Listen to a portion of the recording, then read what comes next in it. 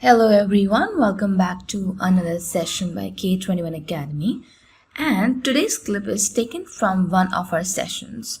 And our expert trainer will be discussing about introduction to Kubernetes, Kubernetes architecture, and Kubernetes installation. So let's get into the video.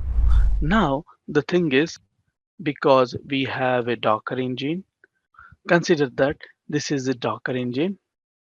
Consider that this is our Docker engine, and we have deployed different applications here. Let me use different colors.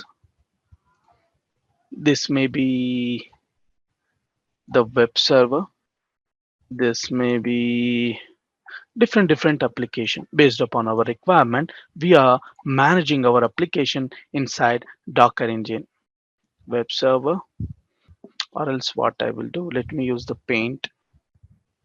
Consider that this is our Docker engine. Now we have deployed different applications. This is web server, maybe this is DB server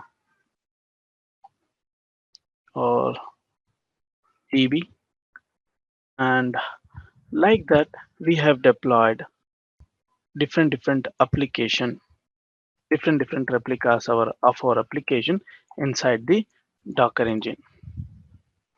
Everyone is running happily, and we can able to manage those application as well. Maybe front end, back end, like that we have different application. Back end, we are running different tiers of application inside the Docker engine. This is a production server. We have configured, we have installed Docker. uh, this is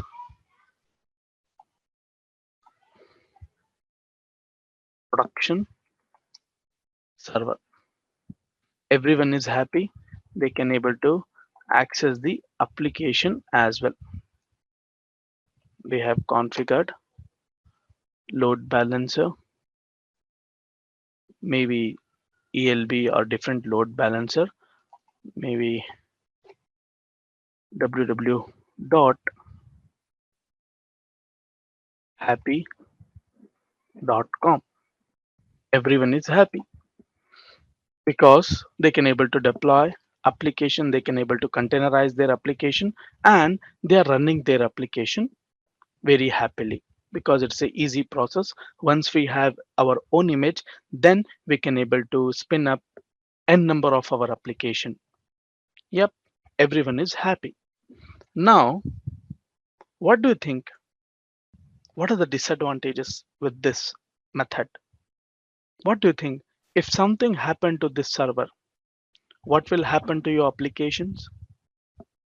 For some reason, the whole server itself goes down due to memory leak, due to for some reason. And you know that applications are the heart of the business. Yes, we are taking a big risk. We need to, we lose access to all app. And you know what is the cost of a minute?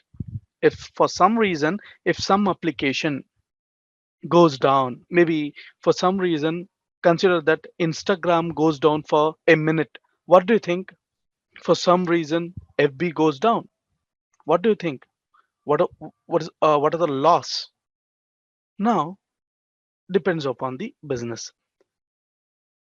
This is a production server, and we have procured a big engine to deploy our application. Yes, we need to face. It's directly affect on our status of our company as well. Nobody rely on, if consider that if for some reason if Amazon goes down for 2 minutes, maybe you're ordering something, you have paid something, nobody going to rely on your application for that reason, for something goes down. Okay, can you go with this method to deploy? Yes, it's directly proportional to reputation as well. Nobody rely on you. Now, for some reason, what do you think? What will be the solution for this? How you will avoid? Let's go with this method rather than going with single engine. Okay, let's have maybe rather than single point of failure, let's have multiple servers. For now, I don't want to discuss about Kubernetes. Let's discuss what is the problem. Okay, what are the different things we need to face? Now we have three servers, and here I will distribute my different replicas of my application across these three servers. Can this solution avoid single point of failure? Yes. Rather than relying on one server, have multiple server. Let's distribute our application across these servers. Okay. Let's have web server 1, web server 2, and web server 3 with the same replica and different DBs. Okay. And different kinds of application I have distributed. Okay.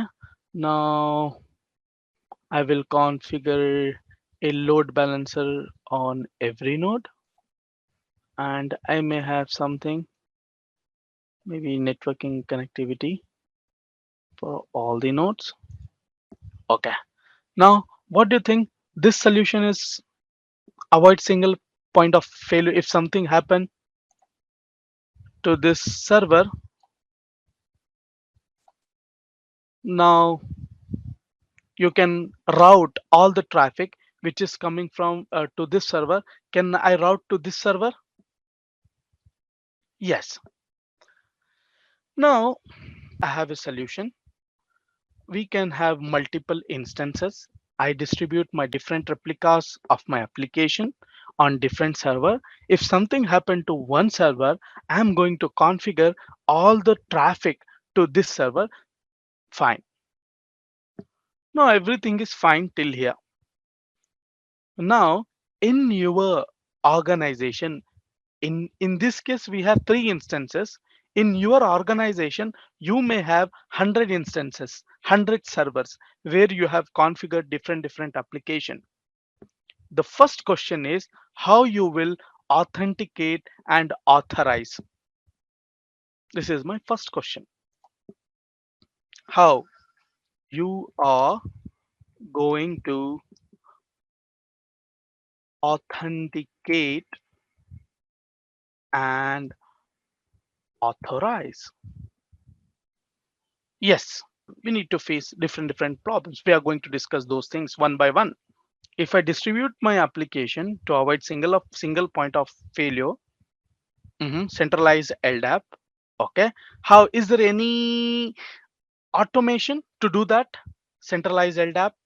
Consider that you may have 10 instance, maybe 10 servers where you are running Docker engine. On above that you have deployed different application. Now as a developer, I try to log in on different servers. What do you think? Can I able to check what are the different applications running on those servers as a developer in Docker? We are just talking at the Docker level. Maybe in those servers, maybe we are running some business critical application. What do you think? Can we go with that way? Maybe I'm a fresher.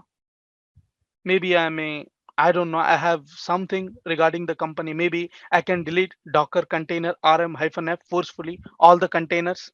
And how you will know who has deleted those containers? Now everything is fine. Now somehow we can use LDAP, or we can hire one guy for every engine who will authenticate and authorize what are the things you can able to do, and he will check. He will with us while I log in. Uh, is that way is correct to manage that scenario? How you will monitor? Now the thing is, consider that now after some time our client want to increase the replicas of his application. Now he's running maybe 10 instances of his application, which means 10 containers. Now he want to scale his application because he is going to have one event, maybe big billion day, or maybe new year sale, or maybe clearance sale. Now he want to increase his replicas maybe from 10 to 1000. How you will scale up your application? How? Increase the replicas in the sense, if he asks for 1000 replicas of his application, I need to type docker container run 100 times or 1000 times. At docker level we don't have any auto scaling tool, or I need to create one script which will run that command maybe for 1000 times. Yes, maybe Ansible, by using Ansible, or maybe by using Terraform.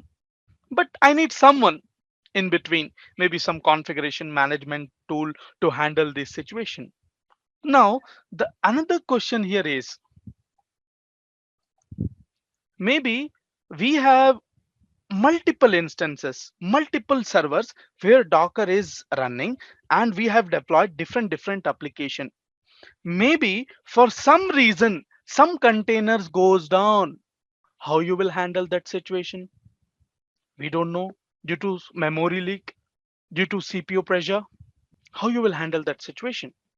How you will heal your application? Now the question is, in docker level, if something happen for your application, how you are going to heal your application? You need to restart, or I need to use restart policy. How you will know on which instance there is a problem with the application? Can you get that information from the client? I need to manually configure those daemons on every node, those monitoring tools on every node. What do you think? That is, in our case, we have three instances or three servers. Maybe in production we may have 100 or we may have thousands. What do you think? Is that easy to configure monitoring tools on all the nodes? And now the thing is, now what do you think? How you will route your traffic to for particular application?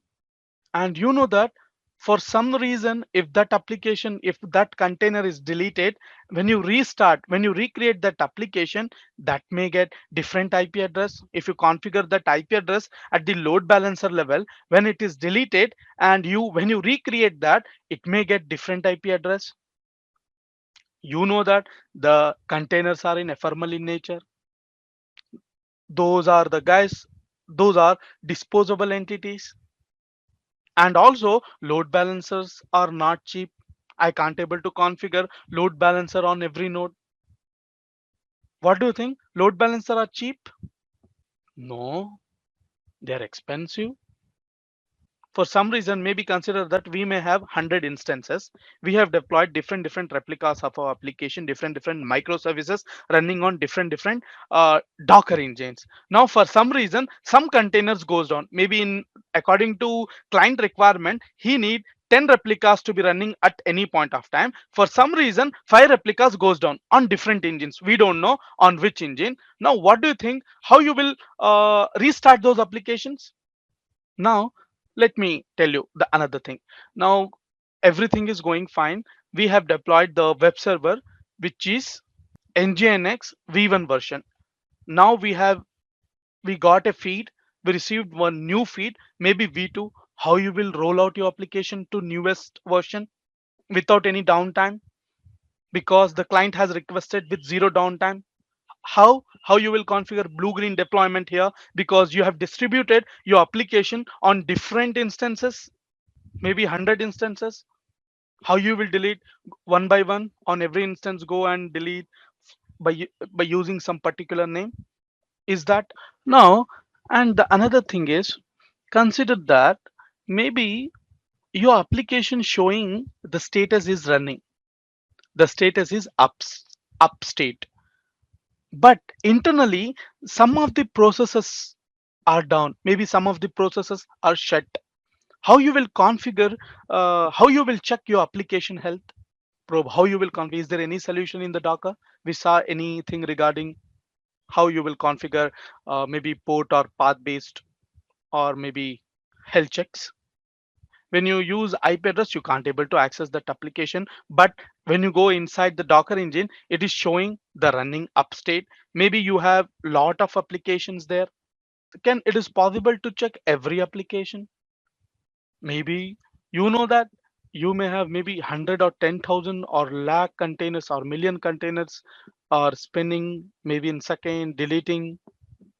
We don't have a time to check every container by using ping monitoring system. And we saw that we can't able to monitor tools on every server. It's very difficult. Host level monitoring. Let me discuss this solution. But we need, yes, difficult to monitor, but containerization is a very good technology. But managing those containers is easy or difficult? It's very difficult. We need someone to handle this situation. Yes or no? Rather than going, we can able to handle all this situation manual way. We may have solution. We may hire a single guy on every node, every server. We can able to configure a monitoring tool on every server. But there is a loop. We need to we may get a call at 3 a.m. Hey Mudasir, your application is down, please check what happened to your application. What do you think? If you get a call at 3 a.m., we need someone that is called, any guess? We need a guy named called orchestrator. What is the solution we need? Orchestrator. Hey, what is this orchestrator? We know something, some tools who can manage. Orchestrator is a generic term, orchestration tool. Yes, orchestrator is a generic term. From the Docker itself, we have an orchestrator called Docker Swarm. Now we call Docker Swarm as a Mirantis Kubernetes engine. We have open source tool called Kubernetes. We have some enterprise tool called OpenShift, Rancher. From VMware, we have Tanzo. Are you getting what is the need of this Kubernetes? Kubernetes can do what we have discussed from past 30 minutes. Kubernetes can manage all the things automatically, dynamically, but with some extra feature.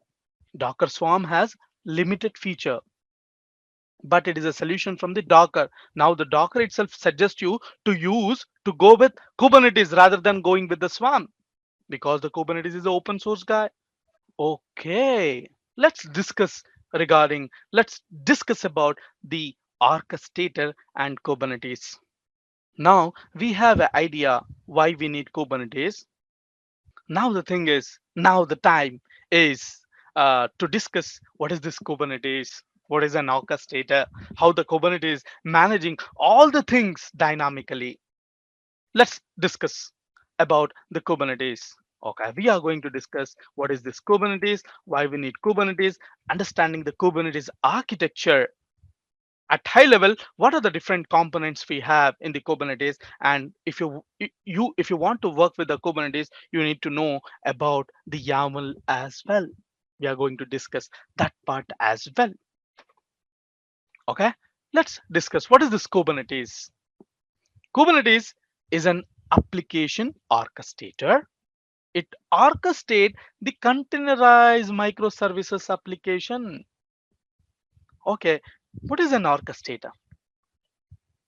Okay, an orchestrator is a system which deploys and manages your application dynamically. Let me give an analogy to understand the word orchestrator. What is the job of this orchestrator? How this orchestrator managing your application dynamically? To do that, let me have one simple analogy. Music orchestrator. Hmm, what is the job of this guy? What is the job of this guy? Is he doing, is he using any instrument like violin? What is the job of this guy? Managing. Yes. Coordinate. The same job of Kubernetes. This is the job. Yes. This is the job of an orchestrator. In Kubernetes world, in containerization world, the same job the Kubernetes is doing. He is not going to spin up your application. He just manages your application. Are you getting what is the job of Kubernetes with this analogy? Kubernetes don't have any capability to spin your application. We need a Docker. We need some other containerization tool like Containerd or some like Podman to manage those application. We need orchestrator. That is, maybe we can go with Kubernetes, we can go with OpenShift, we can go with Tanzo, we can go with Rancher. Like that, we have different solutions. But the most popular guy is Kubernetes. Okay. Are we good with the just little idea about what is an orchestrator and what is an Kubernetes? What is the job of Kubernetes in containerization world? Now we have a very good idea about what is an orchestrator. Orchestrator job is to deploy your application and manage your application. If client is requesting to scale your application, yes, if you want to scale your application, you can tell Kubernetes in single command, you can able to scale your application up to 100 n number of replicas, maybe 100,000, 10,000, lakh. And the Kubernetes offer you a self-healing property. If something break, it going to self-heal your application. If something happened to your application, the Kubernetes is going to self-heal your application as well. Yes, he can do lot of things. He can perform the zero downtime rolling updates. If you want to roll out your application in zero downtime, then he going to manage those things as well. Okay. The job of Kubernetes is he can deploy your application, he can scale up your application, scale down your application dynamically. The Kubernetes can auto scale your application, self heal your application. He can perform zero downtime rolling updates and rollbacks as well. Yes, let's discuss what are the different. And you know that what is a containerized app? A containerized application is an application which running inside a container. We know how to run any application inside a container. Yep. And this is how the Kubernetes he can authenticate and authorize he can authenticate and authorize, and he can do the naming and discovery of the services. He can manage the load balancing. We can have some proofs to check your application health, liveness probe, readiness probe, whether your application ready to serve or not by using different probes. We can replicate our application instances. If you want to auto scale your application, he can able to manage that as well. If you want to roll out your application with zero downtime, yes, the Kubernetes support different types of storages, and you can able to manage the sensitive data, the configuration data by using secrets and config maps. You can able to monitor your resources. Yes. And accessing and you can able to access the logs, debug application, describe your application. Yep, the Kubernetes can do lot of things for you. Yes. What do you think? Kubernetes can exist without any containerization technology, without Docker, without Podman? If you want an analogy, can you able to run a car without an engine? You can think of engine is Docker and all the managing things. Now, Kubernetes and Docker are complementary technologies. The job of Docker is to the container, run your application inside a container, give it to Kubernetes. The job of Kubernetes is to run your containerized application, which means manage the application. Okay, fine. Now, why everybody relying on Kubernetes? Where it is come from? It is a solution from the Google. This is a in-house proprietary system they called Bog and Omega.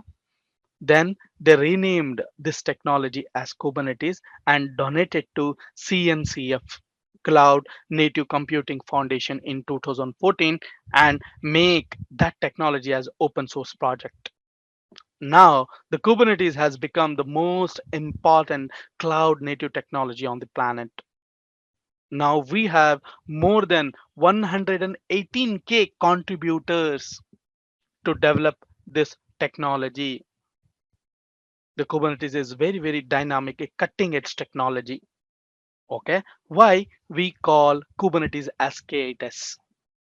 If you can able to run, if you can able to run your application in Docker world, you can able to run that application directly in Kubernetes world as well. You don't have to tell, you don't have to say migrating. You no, because behind the scene Docker is there. Docker will be available to help you to spin up your application. Okay.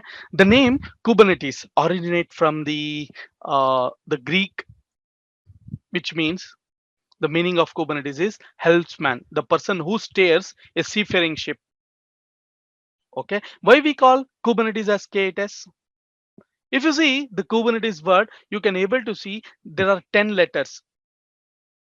Kubernetes 1 2 3 4 5 6 7 8 9 10. In short, we call in between K and S there are 8 letters. That's why we call Kubernetes as K8s.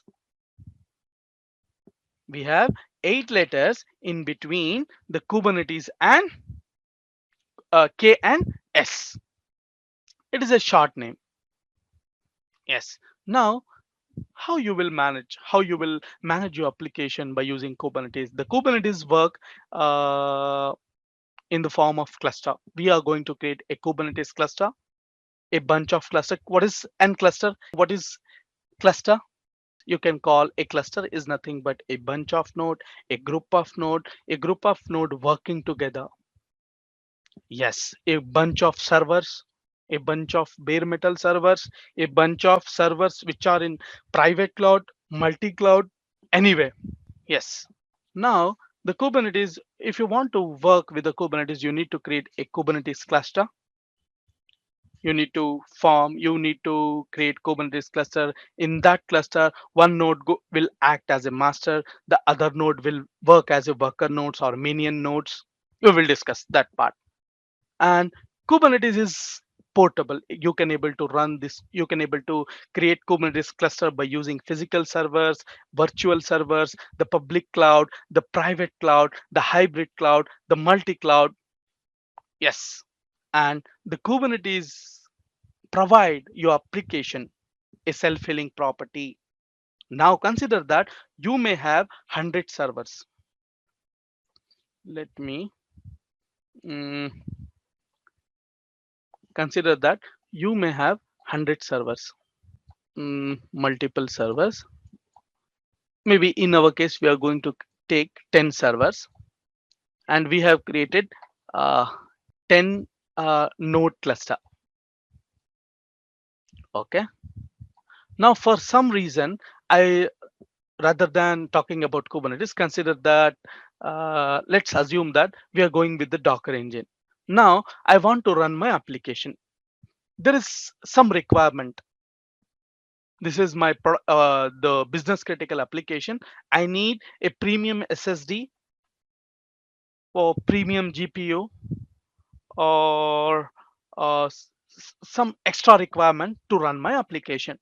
Now, how you will know on which node your application can able to run? How you will place your application? To whom you will contact? Hey, this is my requirement. I want to run this application. Can you please suggest me a node or suggest me a server without any problem? I want to run this application because this is a business critical application. How you will know on which node your application can able to run? Who will tell you? Without KTS, without any orchestrator.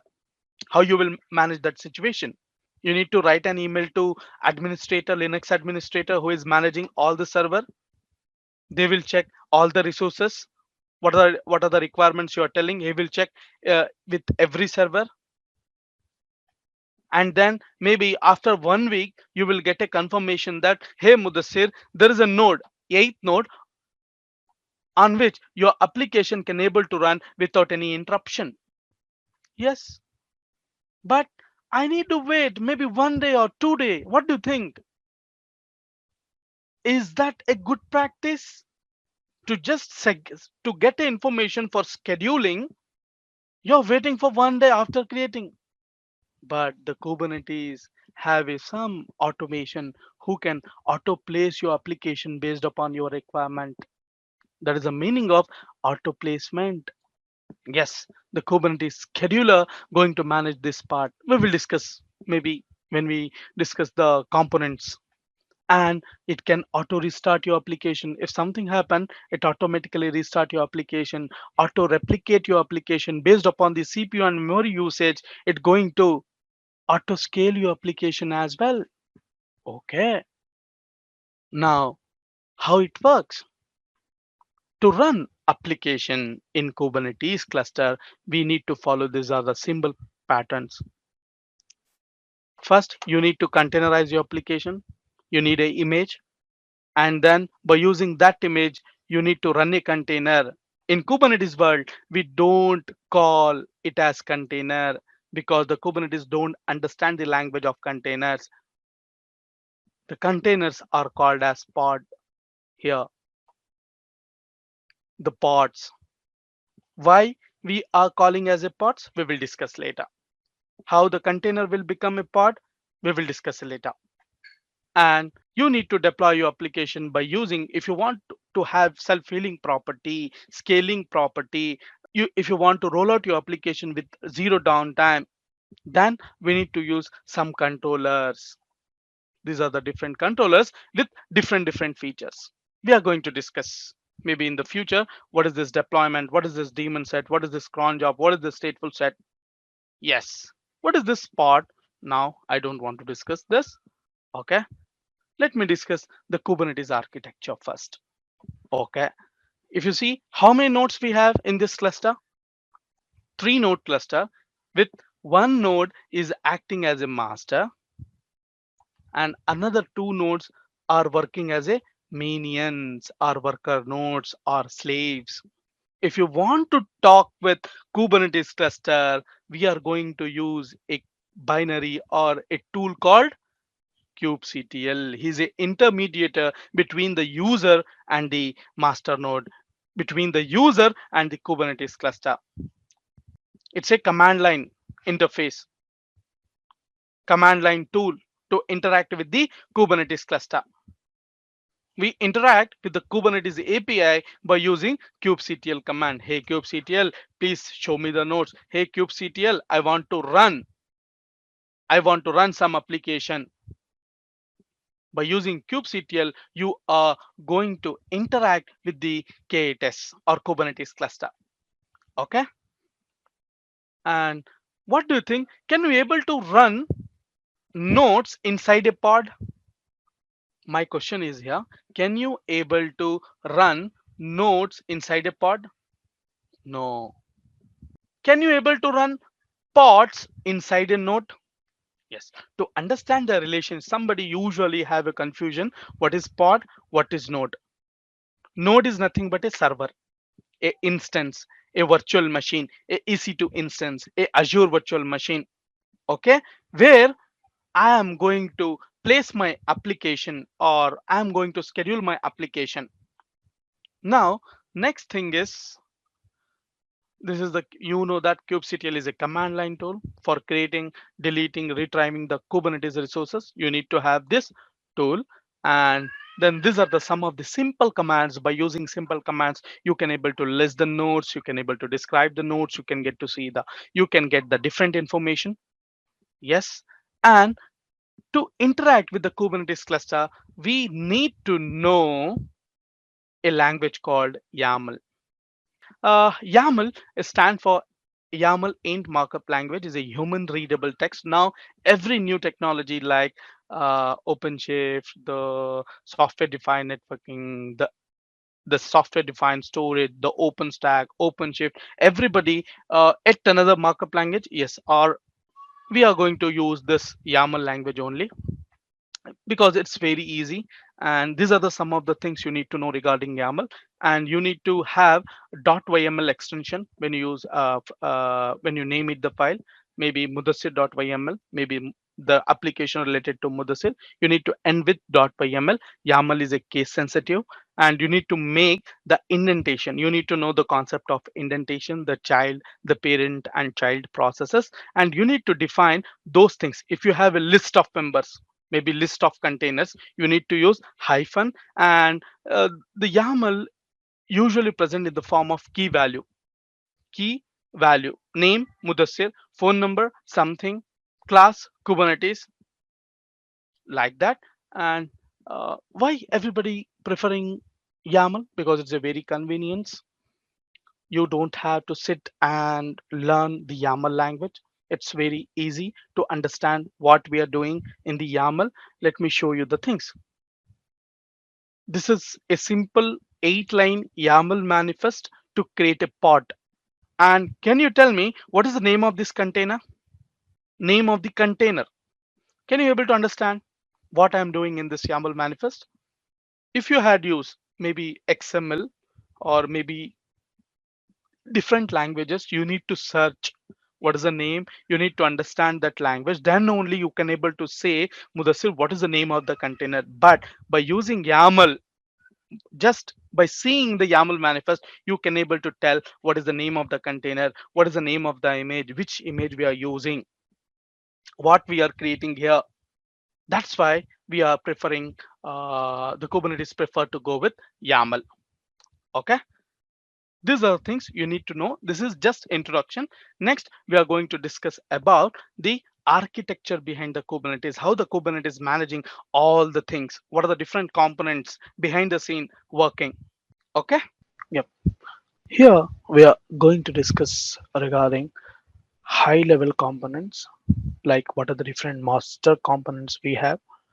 If you want to call, or maybe what are the different components work in the master, and what are the different components work in the worker nodes. And this is how your Kubernetes cluster look like from 40 feet, maybe 40,000 feet. If you go, where is the, yep, yep. If you go little near, this is how, these are the different components you get to see if you go near by Kubernetes cluster. In the master, we may have different components, like let me pick the, in the master, we have a API server, scheduler, controller manager, and the etcd. What are this? What are the job of this? We will discuss. And in the worker components, we may have different pods. Pod with a, we may have 3 containers inside a pod, to 1 container, maybe 2 container. And here in every node, we are using Docker as a CRI, container runtime interface, and the kubelet and the kube proxy. We will discuss what are the job of this kubelet, kube proxy, and how pod will have more than 1 container. What is the limitation? What are the things? Yes, we will discuss. And you can have the UI, and you can able to interact with the CLI as well. You can have dashboard for the Kubernetes cluster, and if you want to interact with that, you can have the CLI as well.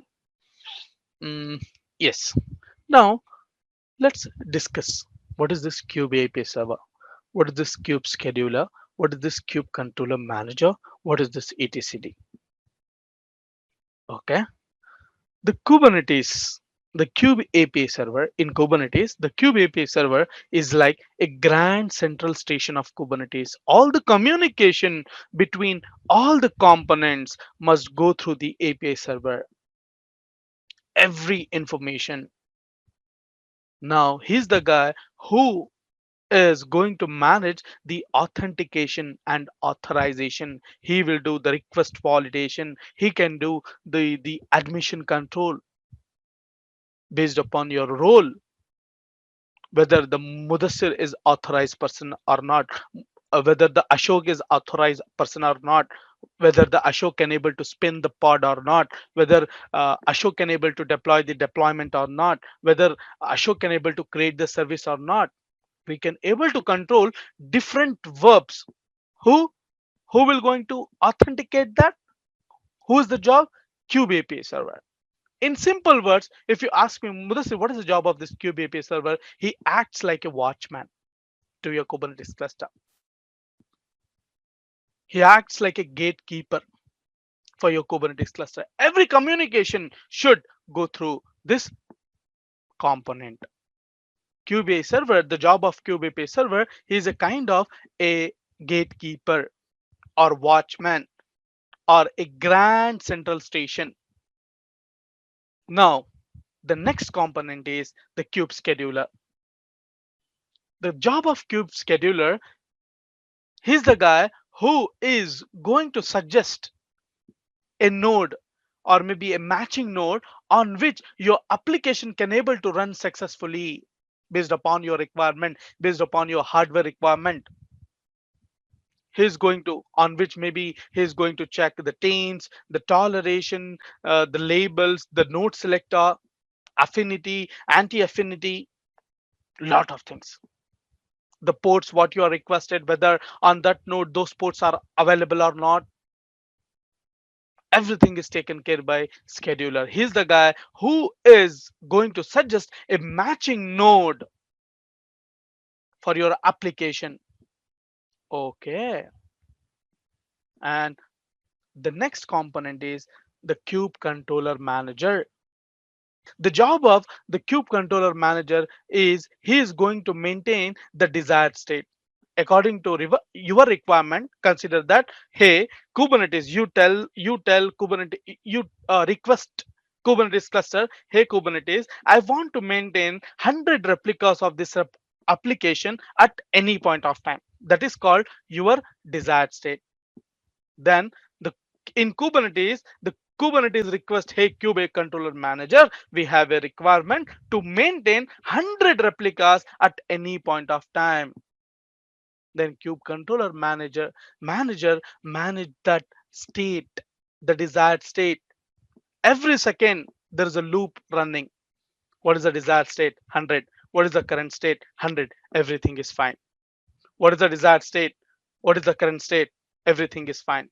For some reason, consider that the desired state is 100. Now the current state is 90. Now the kube controller manager automatically spin 10 new application with the same image. That is how the Kubernetes is going to provide a self-healing property to your application. Rather than you get up at 3 a.m. and recreating those application, the Kubernetes will create for you. Okay. And the last piece of the node is etcd. It is the only stateful part or stateful part of control plane, or it acts like a data store. Everything related to your cluster is going to you will get that information inside this etcd. It store all the information in the form of key value, how many pods, what are the name of those pods. It is the only stateful part of the control plane. If you take a backup of etcd, the meaning of that is you have taken the backup of whole Kubernetes cluster. What is the job of API server? API server is a kind of a gatekeeper or watchman or a grand central station.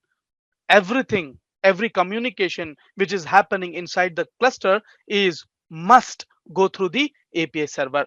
Yes. What is the job of kube scheduler?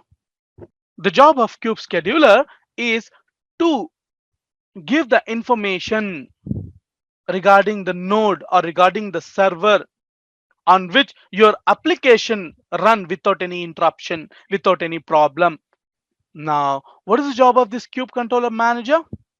The job of kube controller manager is going to manage the scaling, the rollout in zero downtime, maintain the desired state, maintain the replicas. Yes, recovery. And what is the job of this CTCD? It act like a DB for your whole Kubernetes cluster. Now, these are the uh, some of the components which making master as a effective, which these are the main components which are running inside or which are running on the master API server, the etcd, the cluster store, the controller manager, and the scheduler. And at the node level, at the slave, maybe I can call as nodes, as a worker nodes, or a minion, or a slave. There we need mainly three components. One is kubelet, another one is kube proxy, the third, the last piece is container runtime. Let's see what is the job of this kubelet. The kubelet is the star of the show on every node. He is the star of the show on every node. What is the job of this guy? The job of this guy, he's the guy who is going to manage your application on that particular node. He's the star of the show. Consider that you have created a 100 node cluster. You have created 100 node Kubernetes cluster. What do you think? How many kubelets needed there? One or 100? I told you that the kubelet is the star of the show on every node, not in the cluster. Yes, we need 100 kubelet. We need 100 node agent. The main job of this node agent is to manage the life cycle of your pod. How? We will discuss maybe in the pod section how the birth of pod take place, how the kubelet manage that pod. The next is container runtime. Why we need this docker on every node? Why with this container runtime interface on every node? The job of container runtime interface, he acts like a container factory. If you want to deploy any application, you first talk with the API server, then API server will talk to scheduler, then scheduler talk to the kubelet, then the kubelet talk to the container runtime interface. The job of container runtime interface is just pull an image, create a container, give it to kubelet. Pull an image, create a container, start a container, give it to kubelet. It acts like a container factory where the job of container runtime interface is just to create and start. Pull an image, create a container, give it to kubelet. You can have different CRI, maybe 5 nodes, you may have Docker, 5 nodes, you may have the Podman, 5 nodes, you may have the container D, 5 nodes, you may have Cryo, 5 nodes, you may have RKT. All are doing the same job. The job is just pull an image, create a container, give it to kubelet. Okay. And the last piece of the node puzzle is kube proxy. He's the guy who is going to manage the network rules, the local cluster networking, everything regarding the networks, assigning the IP addresses. Everything is managed by the internal load balancing. Everything, the forwarding, the connection forwarding, the port forwarding, those things are taken care by this guy, the kube proxy. This is the last piece of the node puzzle. Queue proxy. The job of this proxy is to manage the network roles on every node. Okay.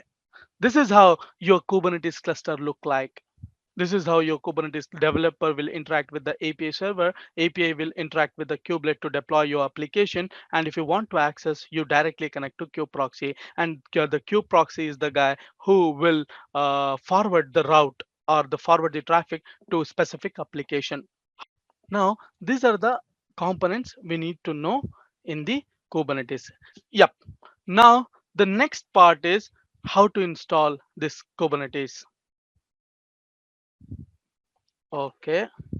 Here in this the agenda is we are going to discuss what are the minimum hardware requirement and what are the different software requirement. agenda. Okay, you can deploy a Kubernetes cluster on CentOS 7 plus. This is the minimum. Ubuntu 16.04, Debian, Red Hat, the Fedora. Yes, and the minimum requirement is 2 GB of RAM and 2 vCPUs and good network connectivity between the nodes and the host name. And the Kubernetes don't support the virtual memory. Swap should be disabled. These are the hardware requirements. And this is the support, the Kubernetes cluster support. The Kubernetes support up to how many nodes? 5,000 nodes. You can create a Kubernetes cluster up to, you can have up to 5,000 nodes, and total pods no more than 1,50,000 total pods. This is the best practice.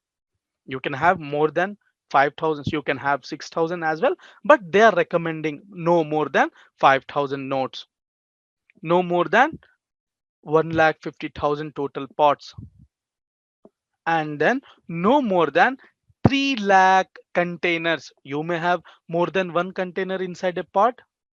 Yes, and no more than 3 lakh containers. And they are recommending you on every node, they are recommending 110 pods. In one server, you can able to deploy 110 pods, which means 110 replicas of your application. Maybe 110 different application. And the best recommendation is six containers, the max. You can able to have 6 containers inside a pod. Okay, and they're recommending, the Kubernetes recommend you the Kubernetes don't recommend you to have more than one container inside a pod, but maybe in the advanced scenarios you need to take care everything. In those scenarios you may have 2 containers inside a pod, 3 containers inside a pod. And what are those advanced scenarios, we will discuss in the pod section. If you see here, no more than 5,000 nodes in the whole cluster. In the whole cluster, they're recommending to have 1,50,000 pods. They're recommending you to have only 3 lakh containers in whole cluster, and no more than 110 pods per node. This is the only node factor. And this is the pod factor. Inside a pod, they are recommending you to have only one container. Okay. And then these are the various the cluster setup tools. If you want to learn the Kubernetes, you can deploy a minikube where it will act as a master as well as a worker node. If you are planning to deploy your Kubernetes cluster on premises, maybe in the data center, maybe on your EC2 instances, then you prefer to have these tools: KubeADM, KubeSpray, and KOps. I don't want this headache. I don't want to deploy any cluster. Is there anyone who can give me the ready cluster? There I can deploy my application directly rather than creating a cluster. We have some hosted solution as well. They will give a ready cluster to you, like AKS, EKS, GKE, OpenShift, Rancher. They will provide you a ready cluster. There you just need to deploy your application. And what is this KubeADM? What is this KubeSpray? What is this KOps? KubeADM is the first class citizen. This is the tool who created by Kubernetes itself. He's the first class citizen on the Kubernetes ecosystem. If you want to have a secure and recommended way to bootstrap a Kubernetes cluster, then you can go with this tool. In the past, what will happen? Let me tell you, show you the link. Kubernetes in hard way. Kubernetes in hard way. If you want to deploy a Kubernetes, these are the things you need to take care the prerequisites. You need to install all the binaries, all the libraries, everything you need to take care. But when you go with KubeADM, he will manage all the things. He will create a certificates automatically. He will manage those certificates and he will bootstrap your Kubernetes cluster in a single command. Otherwise, you need to follow all these things, prerequisites. You need to configure all the things. And then the client tools, the different client tools, what are the different kubectl, the different libraries and binaries, provisioning compute resources. It is very difficult to set up a Kubernetes cluster in hardware. That's why we have a tools called kubeadm. If you just install this package, he is going to take care everything. And if you want to deploy a Kubernetes cluster, HA cluster, what is this HA cluster? And if you remember, we had 3 node cluster. Okay, by using these tools, you can easily deploy Kubernetes. And what do you think if something happened to this master? Here also you need to face a single point of failure. Yes or no? If you have only one master, if something happened to that master, you need to face single point of failure. There also you need to face some zero the downtime for your application. Then we need a HA cluster. If you're planning to deploy the HA cluster, high available cluster, then we prefer to go with these tools. KubeSpray, KOps. KubeSpray, behind the scene, it use Ansible. QSpray is based on Ansible, and by using Ansible, you are going to deploy the HA cluster, high available cluster. Here, you may have 3 nodes. We will discuss. Yes, one master etcd plus 2 worker nodes. This is the cluster what we are using, what we are deploying. If you have 3 master with one etcd, and you may have maybe n number of maybe up to 5,000 worker nodes. This is a HA cluster. If something happened to this etcd, you need to face, maybe you can't able to get that information, what are the things you had deployed in that cluster. So at that time we may prefer to go with 3 etcd. These are the different cluster: 3 master plus 3 etcd plus 2 worker nodes. Yes, you can have 3 etcd, the backup. This is a production grade cluster. In production we prefer to have 3 master plus 3 etcd, and we may have more than depending upon our requirement, we may have the worker nodes. Okay, the last is KOps. KOps is also used to deploy high available cluster, production grade high available Kubernetes cluster from the command line. Yes, it can provision the machines as well. It kind of a Terraform. Okay, and you can have single node, etcd single master and multi worker node installation. And this is a tool. These are the simple commands. By using simple commands, you can able to deploy the Kubernetes cluster. kubeadm init will bootstrap the Kubernetes cluster, and kubeadm join lot of things. Yes, what is kubectl? And you know that kubectl is nothing but is a command line tool to interact with the Kubernetes cluster. Yes, and let's deploy the Kubernetes cluster now. Let me bring my virtual machines. And you don't have to worry about how to deploy Kubernetes cluster, because in the 3 master 3 worker node cluster with kubeadm, yes, you can, but you need to take care those things. They're recommending you to go with KOps or KubeSpray, or you can go with hardware as well. Let me share the link. uh, how to deploy Kubernetes cluster in hardware.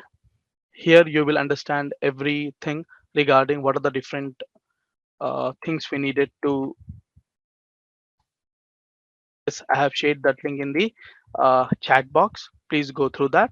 Maybe in the future you can understand what are the different components, how those things are work, how you will configure, how you will configure the different control planes, 3 master, and how we are going to assign the certificates, those things. Yes, and in the production and as well as in the exam, we don't have any question to deploy a Kubernetes cluster.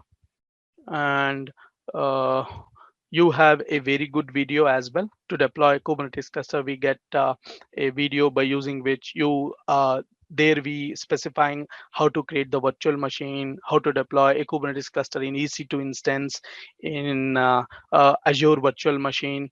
And if you go through that, you can able to deploy the Kubernetes cluster easily. But let me have the master node. Yes, this is the master. uh, Change the change. Now the thing is, the first thing, where is the lab guide? Yes, this is the lab guide. They are telling you what are the things you need. First thing is, you need to create 3 virtual machine, where in one virtual machine will act as a master node and another 2 virtual machines will act as a worker node. Maybe they are telling you to create 3 virtual machine, and they are configuring the firewall, they're disabling the SLNX. You can disable the firewall as well, because you are learning. Okay. And if you go through this lab guide, first go through this, and here they are telling you to create 3 virtual machine, and then the prerequisites. What are the prerequisites? And I don't prefer you to work with uh, the firewall. I prefer you to stop the firewall service. Okay. Otherwise you end up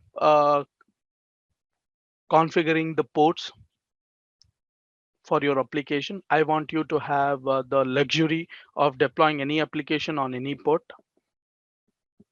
Otherwise you will become Linux administrator to configure those ports rather than learning the Kubernetes. You end up spending the time on the port forwarding those things. Okay. Maybe which operating system you prefer to learn this Kubernetes? Whether you want to deploy this Kubernetes cluster in CentOS or in Ubuntu? Yes, CentOS or Red Hat. They have shared the link. They have created this link in Ubuntu. Now consider that, Mudassir, I have a doubt. How to manage, because we are comfortable with different operating system. Somebody is comfortable with the Ubuntu, somebody is comfortable with the CentOS or Red Hat, somebody is comfortable with the Red Hat. How can I tackle this situation? Okay, that's fair. The Kubernetes documentation comes into picture. You just go to kubernetes.io, because once you install the Kubernetes, we don't have to worry about whether it is a Ubuntu, whether it is a CentOS, whether it is a Debian, whether it is a SUSE Linux. No, we don't. Okay, once you can able to manage your application by using kubectl, that's sufficient. That is the headache of Kubernetes. We don't have to worry which operating system, which no. Okay, so just click on documentation, and here maybe KubeADM. Just search for KubeADM. Here you will get a link creating a cluster with the KubeADM. When you click on this, okay, here you will get what are the minimum requirement, and initializing the control plane, see all the, okay, using custom, is installing the KubeADM. If you see here, you will get a command. If you are Debian based, if you are using apt-get, maybe Ubuntu, you need to use these are the commands to install the Kubernetes. And you know that to install the Docker on Ubuntu, just go for Docker installation. Here, if you want to install in Linux, in which operating system? Ubuntu. And these are the commands. For the Kubernetes, different packages you need: kubelet, kubeadm, kubectl. Here these are the packages. If you are going with the Debian, if you are going with the Red Hat, CentOS, if you are going with the without package manager, manually in hard way. Okay, I will share this link as well in the Etherpad. Just go through these links. I don't recommend you to understand all the things, because you don't require, because in production as well we prefer to go with hosted solution, or we will get ready cluster. As a developer, we don't prefer to have we don't deploy any cluster. Okay, but what are the things we are doing? If you maybe in the future you get any chance to set up any Kubernetes cluster, this is the website you need to remember. This is the documentation page you need to remember. You will get every information regarding how to configure, how to run any Kubernetes, how to create Kubernetes cluster by using KubeADM or KOps, everything. Okay, if you want to install container runtimes, yes. If you are going with the Docker engine, containerd, cryo, or Mirantis Docker engine, yes, this is how you are going to install. Install Docker engine. Yes, they are directing to the same page. CentOS, Debian, Fedora, RHEL, Slash, Ubuntu, direct binaries. Yes. Now, in our class, we have a very good lab guide by using which we have a video as well. In that, by using which you can able to deploy the Kubernetes cluster. They have explained every step in detailed way what we are doing here, and how we need to create the virtual machine. This is the Azure virtual machine, and please follow. If you just follow this activity guide, you can able to deploy the Kubernetes cluster as well. Okay, they have given, if you don't want the, maybe once you go through all these steps, here we are deploying, in the sense this is our own virtual machine. Okay, now where is our first step? Because I have created already 3 virtual machines, and then they are doing all the things.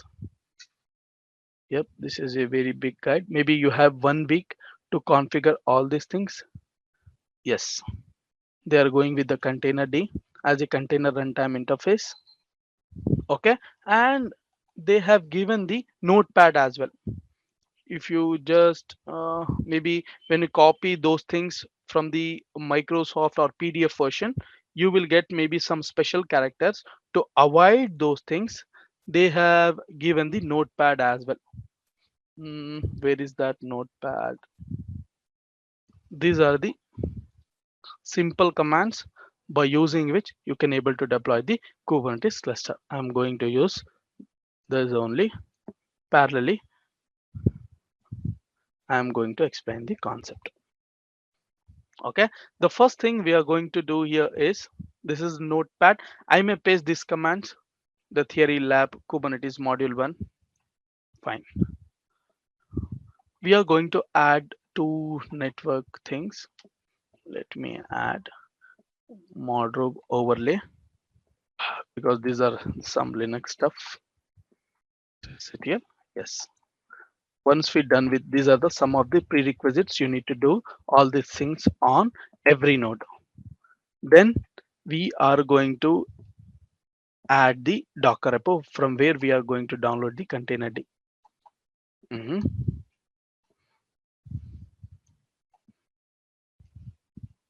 Adding the repo, stable,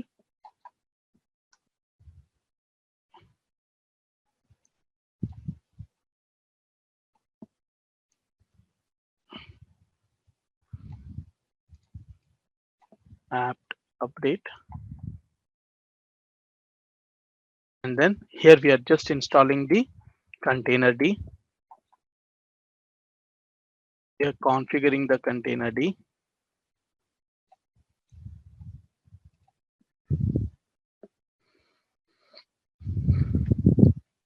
Or else you can just, is nothing, but we are installing Docker only, right?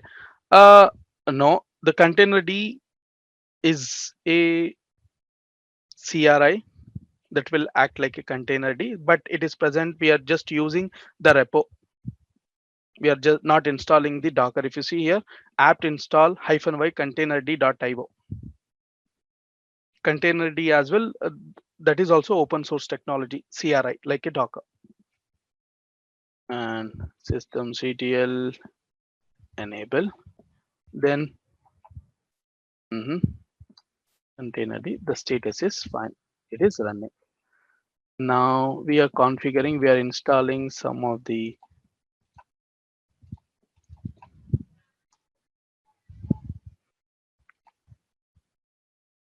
key rings. We are configuring the GPG key. We are just installing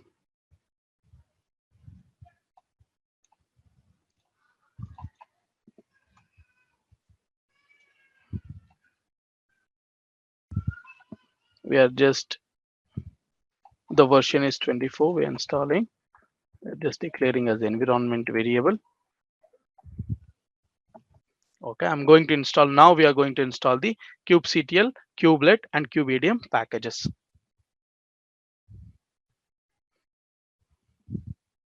Now, please concentrate on the screen. Now we have 3 nodes, maybe 100 nodes. We just complete the prerequisites and environment setup. We are ready. And these are the commands. Latest available version is 1.26. Yes, but we don't prefer to go with. We usually go with x-1 or x-2 for stability. Okay, this is the tool Kubedium. If you remember, we talked about Kubedium tool. This is the name of the tool, and hyphen hyphen help. This is the important command here as well. You need to remember Kubedium hyphen hyphen help. And by using this command, if you see Kubedium init, run this command in order to set up the Kubernetes control plane. We call master as a control plane, the nodes as the data plane. Now the thing is, if you run this Kubedium init here, I know which node will act as a master. Consider that if you run this Kubedium init command on any node, that node will act as a master for whole cluster. This is the command which will give the feature or the superpower to that node to convert that node to master. Are you getting? Kubedium init. If you see, he's doing some running pre-flight check whether Mudassir have done all the things or not. And then he pulling an images required for the setting up the Kubernetes cluster.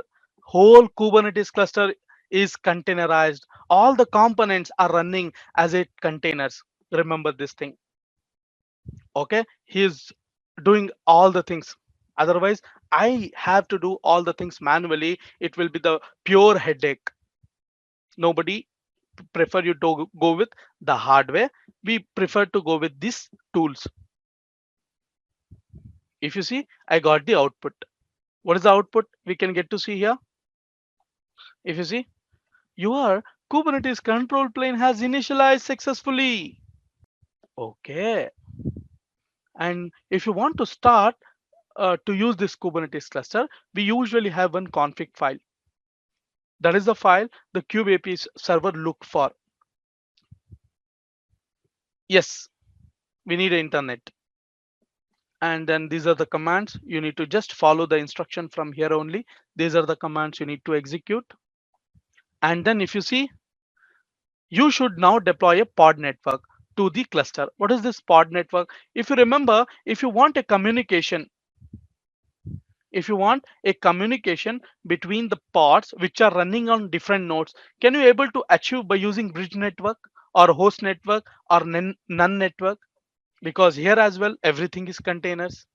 Can we able to communicate the pods or the containers running on different hosts by using bridge?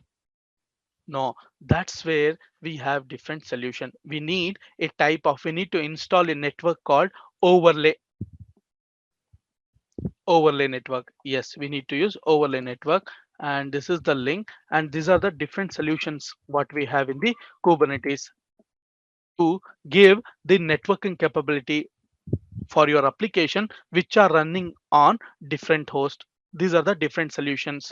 You can go with ACI, Antray, Calico, Canal, Cilium, Concave. Yes. How to install this network? Just click on here, view net. You want to install? Yes, installation. If you want to install this ViewNet by using this single command, you can able to install. Just copy this command. Just execute this command on the master. Okay. Now the thing is, now what is the command? A kubectl get nodes. Can I get to see my cube master? The master node is ready. If you see here, my master is ready, and the role of this node, this virtual machine, it will act as a control plane, and the age is 3 minutes, and the version is this, and the name of this node is cube-master. Okay, how to configure my other nodes as a worker nodes? That's where you just go to the output one more time. Then you can join any number of worker nodes by running the following, each as a root user. Okay, this is the token you need to paste on the worker nodes. Then that worker node's going to work as a worker for this, yes, kubeadm join. Now let me do that as well. History. These are the some of the commands. Okay, otherwise I will execute uh, on cube node 1 as well to see how it going to. Let me increase the size, change the setting, the appearance, change, bold, 22, apply. Consider that this is one virtual machine I have created. Now I want to convert this virtual machine to worker nodes. Now let me execute all the commands one more time. Mm, till here. Let me copy and paste it. Mhm. Just these are the prerequisites are needed. I need all the things there as well. And you know that which command will convert that node as a master. Copy. Yes. Now if you see my node 1, I have completed all the prerequisites on node 1. Okay, all the same things what I have done on the master. Now you know that I have already one master. The master node is ready. kubectl get nodes. Everything is fine. Only one node, the cube master is there. Now I want to add another node to this cluster. Then you know that there is a command kubeadm join. Okay, just copy that command, just paste it here. Running pre-flight check, same thing. Waiting for the kubelet. Come on. If you see, this node has joined the cluster. If you want to verify, go to control plane and execute this command. You get to see that node as well. kubectl get nodes. Now what do you think? How many nodes I get to see here? One or two? Can I get to see? Cube master and cube node 1. What is the role of this node?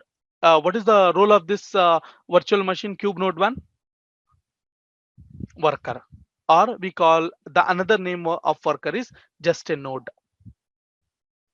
Okay, then you can able to deploy any application here. kubectl, I want to run one application, app1 hyphen hyphen image information nginx created. Hey kubectl get pods, container creating, running. Hey kubectl get pods hyphen override. What are the things I'm doing? Maybe in the next class I'm going to discuss what is this run, what is this get, all those things. kubectl get, where it is scheduled. Okay, for learning purpose we usually prefer to go with kubeadm tool. Okay, if you want to configure ha cluster, you need to work with the kops or kubespray. If you see where it is scheduled, where my app1 is scheduled, on node 1. Okay, now this is the IP address of this my application. If I do curl, I'm able to access my application. Welcome to nginx. Yes. Let me check. Can I do kubeadm init on the node 1 as well? Kubeadm in it. What is saying? You can't. Invalid or incomplete external CA, failure loading key or API server could not load the private key. You can't. How to retrieve the token? That is given inside this lab. How to retrieve the token? Yes, this is the command to get the to retrieve the token. Just execute in the master. Can you able to retrieve? If you see here, qbdm join command. Just execute this command on another node. That node will also work as a node for this cluster. Okay. So guys, this was a clip taken from our step-by-step comprehensive program that has 16 modules, 60 plus lessons, 35 plus hands-on labs, CV and exam preparation, and the most important, on-job support. So this comprehensive program especially curated for you so that you can be from beginners to a master, and you can master every skill set that has been required here. And if you're somebody who would want to start off their career in the domain, then we have something really special for you. We have our free class on Docker and Kubernetes certification to get you higher paid jobs. And don't you worry, this interactive session will help you in gaining the understanding of why learn containers and Kubernetes, what is Docker container architecture. We'll be discussing about pod with highly available and scalable applications on Kubernetes. We'll be having demo so that you can perform really, really well. And now if I'm talking about that, what special do we offer? We have the comprehensive learning path for Docker and certified Kubernetes administrator course. So in week 1, we'll be talking about microservices and Docker. Week 2 is about Docker, networking, storage, and app stack. Week 3 is about Kubernetes architecture and installation. In week 4, we discuss about security, troubleshooting, and high availability. Week 5 is about networking, that includes all the networking policies, securities, context, and whatnot. And one thing that I have to mention here is that with every session we have labs so that you can practice whatever is being discussed in the class, and this give you a knack over everybody because you will have the practical knowledge. Coming to week 6, we are talking about deploying of daemon processes and whatnot. Week 7 is about application stack. Week 8, we talk about advanced networking, of course, followed by some different laboratory sessions. And in week 9th and 10th, we are completely focusing on your certification preparation. That includes project work. Then we have certification practice part 1 and certification practice part 2 as well. And in week 11th and 12th, this week is completely dedicated for your CV preparation and your project work, because project work is something that is going to help you with all your exams and of course interviews as well.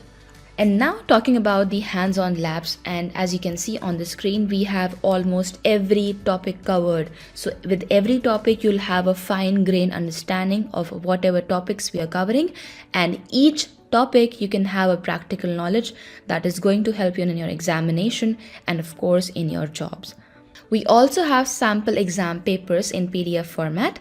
And here you can definitely see on the screen that what kind of questions we have, and these questions are going to make you prepared for your exam and your interviews. So if you really want to have a basic, and if you really want to see what all we're going to cover, then we have this free class where we'll be talking about why learn Docker and Kubernetes and Docker containers architecture, image and containers and whatnot. So if you want to register for this free class, then just have to log on to K21Academy.com/K8S02. You'll be seeing this kind of interface. Just click on book your free seat now, select an event date, add your name, your email address, your phone number, and click on yes, save my seat. Moving ahead, you'll be seeing this kind of interface where you just have to save this link on the extreme right, add it to your calendars, and I will see you in the free class. Till then, keep learning.